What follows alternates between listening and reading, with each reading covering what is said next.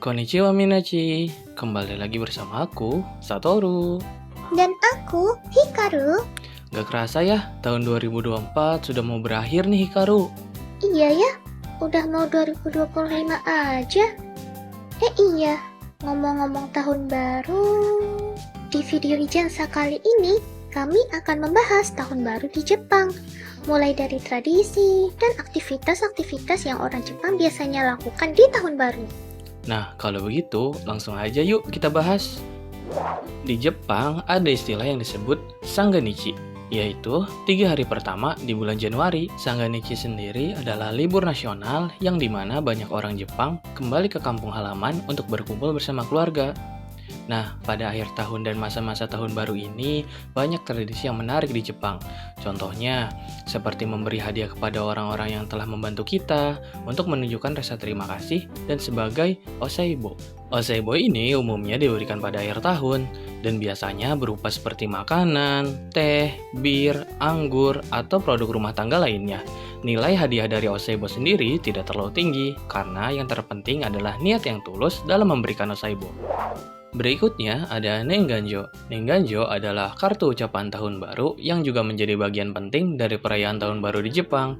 Tradisi Nenganjo ini sudah ada sejak lama dan masih populer sampai sekarang. Nenganjo bertujuan untuk menyampaikan ucapan tahun baru, terima kasih, harapan yang baik, dan untuk menjalin silaturahmi.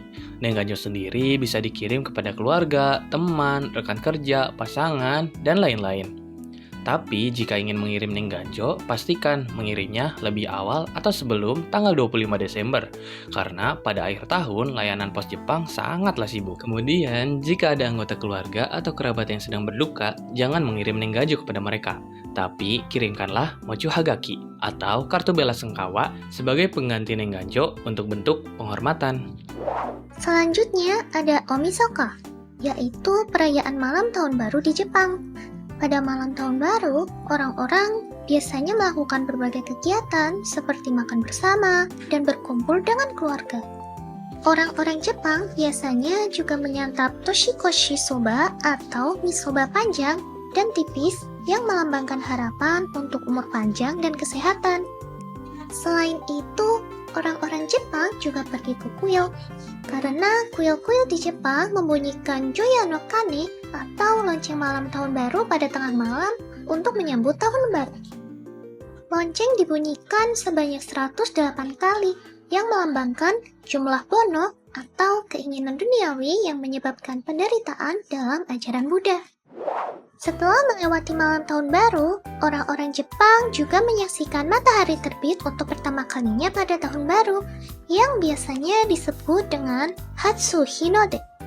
Momen ini dianggap dapat membawa keberuntungan, sehingga banyak sekali orang Jepang yang begadang ataupun bangun pagi demi melihat matahari terbit untuk pertama kalinya pada tahun baru itu. Orang-orang berkumpul di tempat-tempat seperti pantai, puncak gunung, atau bangunan tinggi seperti Tokyo Skytree sambil berdoa untuk keberuntungan dan kebahagiaan. Setelah Hatsu Hinode, orang-orang di Jepang juga melakukan tradisi Hatsumode, yaitu mengunjungi kuil Shinto atau kuil Buddha untuk pertama kalinya di awal tahun. Orang-orang datang ke kuil untuk berdoa untuk keberuntungan di tahun baru ini dan mengucapkan syukur atas tahun lalu. Banyak juga orang-orang yang mencoba omikuji atau kertas ramalan untuk mengetahui keberuntungan mereka. Ramalan omikuji biasanya mencakup ramalan seputar percintaan, kesehatan, dan pekerjaan. Selain omikuji, orang-orang Jepang juga suka mencoba keberuntungan mereka dengan membeli fukubukuro sebagai tradisi tahun baru di Jepang. Fukubukuro adalah tas yang berisi barang-barang random yang dijual dengan diskon besar selama penjualan khusus di Jepang. Karena barang-barang di dalam fukubukuro ini random alias acak, bisa dibilang fukubukuro ini itu semacam lucky bag, dan umumnya fukubukuro ini berisikan barang-barang seperti pakaian, makanan, dan lain sebagainya. Tradisi lain tahun baru di Jepang adalah Otoshidama. Otoshidama adalah tradisi untuk memberikan uang kepada anak-anak di tahun baru. Otoshidama diberikan kepada anak-anak dalam amplop kecil khusus yang biasanya dihiasi dengan gambar musim atau karakter-karakter dari anime maupun manga. Masakan yang menjadi hidangan tradisional tahun baru di Jepang adalah masakan osechi atau osechi ryori. Osechi ini adalah hidangan yang terdiri dari makanan yang lezat meskipun disajikan dingin. Dalam osechi biasanya ada kazunoko atau telur ikan haring, kamaboko merah dan putih atau kue ikan, datemaki atau omelet manis gulung, dan kurikinton atau kastane manis dan ubi manis. Setiap hidangan memiliki makna simbolis, seperti kemakmuran, perlindungan dari kejahatan, atau kekayaan. Nah, itu dia beberapa tradisi tahun baru yang ada di Jepang. Tentunya masih ada banyak tradisi-tradisi tahun baru di Jepang nih Minachi. Tapi itu saja ya untuk kali ini. Ngomong-ngomong tahun baru, kalau di Indonesia sendiri, biasanya orang-orang itu ngapain aja ya? Orang-orang di Indonesia biasanya mengadakan acara bakar-bakar dan kumpul bersama keluarga ataupun teman, dan juga menonton dan bermain dengan kembang api. Nah, kalau Minachi sendiri bagaimana?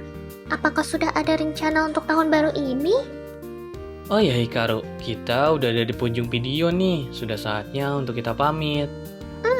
Terima kasih sudah menonton dan mengikuti channel Hijansa ya Minachi. Sebelum itu, kami mengucapkan selamat tahun baru 2025. Semoga tahun baru ini menjadi tahun yang lebih baik dari sebelumnya ya. Kalau gitu, aku Satoru. Dan aku Hikaru. Kami berdua pamit undur diri. Arigatou gozaimasu. Ja, mata ne Minachi.